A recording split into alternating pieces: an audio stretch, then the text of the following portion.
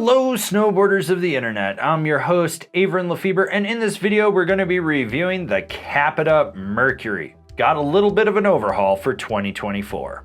This board features Capita's Resort V2 directional profile, so what you get is a little bit of rocker in the tip and the tail, then camber through the midsection, basically cam rocker. It's going to give you all the load, pop, snap, and drive of traditional camber, but you're going to have ease of entry in and out of turns as well as more optimal powder float from that rocker in the tips. This board's available in 147, 150, 153, 155, 157, 159, 161, 156 wide, 158 wide, 160 wide. I rode this board at Copper Mountain on a gray sky day with high visibility, about 3 to 5 inches of fresh snow. You had some dust on crust in spots, ice chop, chunder, perfect pow. You know, just kind of a mix of meh pow day conditions, and I rode it with my Rome Black Label bindings and my K2 Thraxis boots. Alright, so this has your standard run-of-the-mill, middle-of-the-road, all-mountain freestyle flex. Now, Capita says it's past middle of the road. I don't necessarily agree with that. I think it's just a true middle of the road. And what you do get is a little bit more flex in the tips, and there's a perfect flex point right where that rocker reverse camber meets that camber section. You're going to notice that. Then it stiffens up through the middle. The torsional flex is abundant. You can really twist this board. When it comes to stability, you do get a little flap and chatter that resonates back underfoot, so just expect to feel that reverberation coming there. And when you get into really rutted out terrain, if you keep your knees bent, you're going to stay on top of everything. If you don't, well, you're going to get bucked around. It's not an overly damp board, but it's stable enough for what it is. With the midsection of this board being camber, you have to load it up, and when you roll back onto the tail, right where that reverse section meets, you get a springboard. So you're gonna roll back, engage, then you're gonna basically leverage onto that reverse, and it's gonna pop you. You're going to actually snap with this board, and it's gonna get you in the air. So launch that side hit that cat track gap, boost that roller. This board wants to get you in the air. Now, the cool thing is about the load of that camber section, it's easy to engage. You just feel like this is a board you've ridden forever and you don't have to worry about it.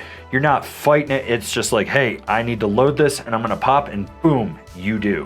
When you're hitting a jump, you really don't have to think about it. You just roll in and you pop off the lip and you're up in the air. This board is solid for all size jumps. You don't have to worry about it. You can just boost and you know it's gonna work. If you wanna be laid back, let the lip throw you, go ahead, you're still gonna boost. But if you load it up, you're gonna just boost a little bit harder. Now you got that sweet spot right where the reverse and the tips meets that camber section. That's where you wanna lock in a butter. If you're going back on the tail, you can roll back on it, get sideways, feel it engage, and sit on it, and then you're gonna be able to just lightly snap off the outside of your foot and pop. Same thing with the nose. When you ollie into it and you press, it's gonna hold, but there's a little bit of fight. My recommendation, a little more speed than you think, you'll be fine. If you're going super slow, it might be soggy. When it comes to jibbing, it holds a press until you get to the end of the feature and then it pops off. Nose press, tail press, it doesn't matter. You can play around with it. When you go sideways, the camber section cradles right around the feature. It doesn't clap out and it doesn't balance board on it. It just hugs it with the right amount of flex so that you feel secure. So one of the big things that I noticed with this board was at slow speeds. If you're going slow and you're getting it on edge, you're gonna notice a little twitch from that death grip in the middle.